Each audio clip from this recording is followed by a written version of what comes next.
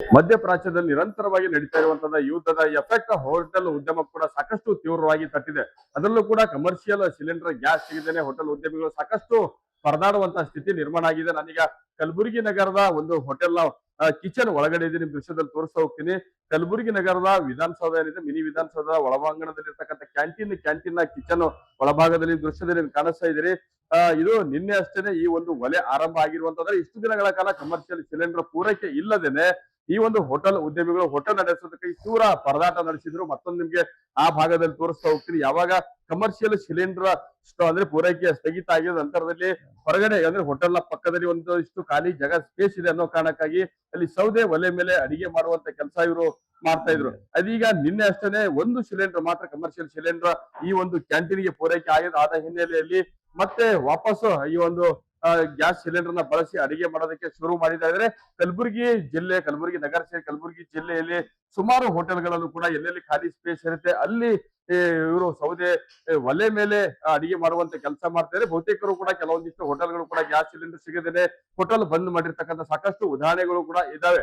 ಆದ್ರೆ ಒಂದ್ ಕಡೆಗೆ ಇದೀಗ ನಿನ್ನೆ ಅಷ್ಟೇ ಒಂದು ಕಮರ್ಷಿಯಲ್ ಸಿಲಿಂಡರ್ ಗ್ಯಾಸ್ ಸಿಕ್ಕಿದೆ ಅನ್ನುವಂಥ ಒಂದು ತೃಪ್ತಿ ಆದ್ರೆ ಮತ್ತೊಂದ್ ಕಡೆಗೆ ಬೆಲೆ ಏರಿಕೆ ಬಿಸಿ ಕೂಡ ಈ ಒಂದು ಹೋಟೆಲ್ ಮಾಲೀಕರಿಗೆ ತೀವ್ರವಾಗಿ ತಟ್ಟಿದೆ. ಯಾಕಂದ್ರೆ ಒಂದು ಕಮರ್ಷಿಯಲ್ ಸಿಲಿಂಡರ್ ಗ್ಯಾಸ್ ಈ ಮುಂಚೆ 1700 ರೂಪಾಯಿಗೆ ಸಿಗ್ತಾ ಇತ್ತು. ಆದ್ರೆ ಇದೀಗ 1970 ಅಂದ್ರೆ 270 ರೂಪಾಯಿ ಅಂದ್ರೆ ಒಂದು ಕಮರ್ಷಿಯಲ್ ಸಿಲಿಂಡರ್ ಗ್ಯಾಸ್ ನ ದರದಲ್ಲಿ 270 ರೂಪಾಯಿ ಏರಿಕೆ ಆಗಿರೋದ್ರಿಂದಾಗಿ ಸಿಲಿಂಡರ್ ಬೆಲೆ ಏರಿಕೆಯ ಬಿಸಿ ನೇರವಾಗಿ ಹೋಟೆಲ್ ಮಾಲೀಕರಿಗೆ ತಟ್ಟಿದೆ. ಯಾಕಂದ್ರೆ ಒಂದ್ ಕಡೆಗೆ ಗ್ಯಾಸ್ ಸಿಲಿಂಡರ್ ಇಲ್ಲದೆ ಇಷ್ಟು ದಿನ ಪರದಾಡ್ತಾ ಇದ್ರು, ತಮ್ಮ ಹೋಟೆಲ್ ಅನ್ನ ಹೇಗೆ ನಡೆಸಬೇಕು, ಅದು ಬಾಡಿಗೆ ಹೇಗೆ ಕಟ್ಟಬೇಕು, ನಮ್ಮ ಜೀವನ ಹೇಗೆ ನಡೆಸಬೇಕು, ಮತ್ತೊಂದು ಜೊತೆಗೆ ಈ ಒಂದು ಹೋಟೆಲ್ ನಲ್ಲಿ ಕೆಲಸ ಮಾಡುವಂತ ಕಾರ್ಮಿಕರಿಗೆ ಸಂಬಳ ಹೇಗೆ ಕೊಡ್ಬೇಕು ಅನ್ನುವಂತ ಆತಂಕದಲ್ಲಿದ್ರು. ಒಂದ್ ಕಡೆಗೆ ಗ್ಯಾಸ್ ಪೂರೈಕೆ ಆಗಿರ್ತಕ್ಕ ಒಂದು ಖುಷಿ ಆದ್ರೆ ಮತ್ತೊಂದ್ ಕಡೆಗೆ ಬೆಲೆ ಏರಿಕೆ ಬಿಸಿ ಕೂಡ ತಟ್ಟಿದೆ.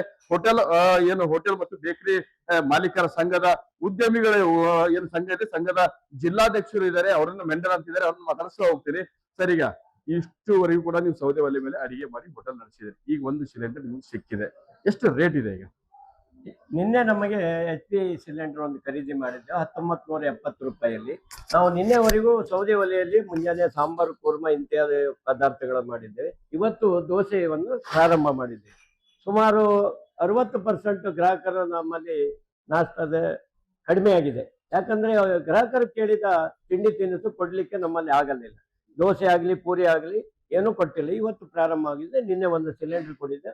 ನಾವು ಮೊನ್ನೆ ತಾನೇ ಪತ್ರಿಕಾ ಮಾಧ್ಯಮದ ಮುಖಾಂತರ ಜಿಲ್ಲಾಡಳಿತಕ್ಕೆ, ಜಿಲ್ಲಾಧಿಕಾರಿಗಳಿಗೆ ಮನವಿ ಕೊಟ್ಟು ನಿನ್ನೆ ಆಹಾರ ಇಲಾಖೆಯವರು ನಮ್ಮನ್ನು ಸಂದರ್ಶನ ಮಾಡಿ ಇಲ್ಲಿ ಗ್ಯಾಸ್ ಡೀಲರ್ಗೆ ಹೇಳಿ ನಿನ್ನೆ ನನಗೊಂದು ಸಿಲಿಂಡರ್ ಸಿಕ್ಕಿದೆ. ಅದೇ ತರ ಒಂದು 10% ನಿಮಗಷ್ಟೇ ಸಿಕ್ಕಿದೆಯಾ? ಎಲ್ಲ ಉದ್ಯಮಿಗಳು ಅಲ್ಲ, ಸಾಧಾರಣ ನಮ್ಮ ಅಸೋಸಿಯೇಷನ್ ಎಲ್ಲರಿಗೂ ಸಿಗುವಂತ ಆಶ್ವಾಸನೆಯನ್ನು ಆಹಾರ ಇಲಾಖೆಯವರು ನಿನ್ನೆ ನಮಗೆ ಕೊಟ್ಟಿದ್ದಾರೆ. ಒಂದೆರಡು ದಿನ ಕಾದು ನೋಡ್ಬೇಕು. ಹೆಂಗಿದೆ ಪರಿಸ್ಥಿತಿ? ಯಾಕಂದ್ರೆ ಸಿಲಿಂಡರ್ ಇಲ್ಲದೇನೆ ಹೋಟೆಲ್ ನಡೆಸೋದು ತುಂಬಾ ಕಷ್ಟ ಇದೆ. ಈಗ ಹೆಂಗೆ ಈ ಒಂದು ಯುದ್ಧ ಆರಂಭ ಆದ್ಮೇಲೆ ಕಮರ್ಷಿಯಲ್ ಸಿಲಿಂಡರ್ ಪೂರೈಕೆ ಆಗದೆ ಇದ್ದಾಗ ಯಾವ ರೀತಿ ಕಷ್ಟ ಆಗ್ತಾ ಇದೆ? ಸಿಲಿಂಡರ್ಗೆ ಅವಲಂಬನೆ ಆಗಿ ನಾವು ಕ್ಯಾಂಟೀನ್ ಅನ್ನು ಆಗಲಿ ಹೋಟೆಲ್ ಅನ್ನು ರೆಡಿ ಮಾಡಿರ್ತೇವೆ.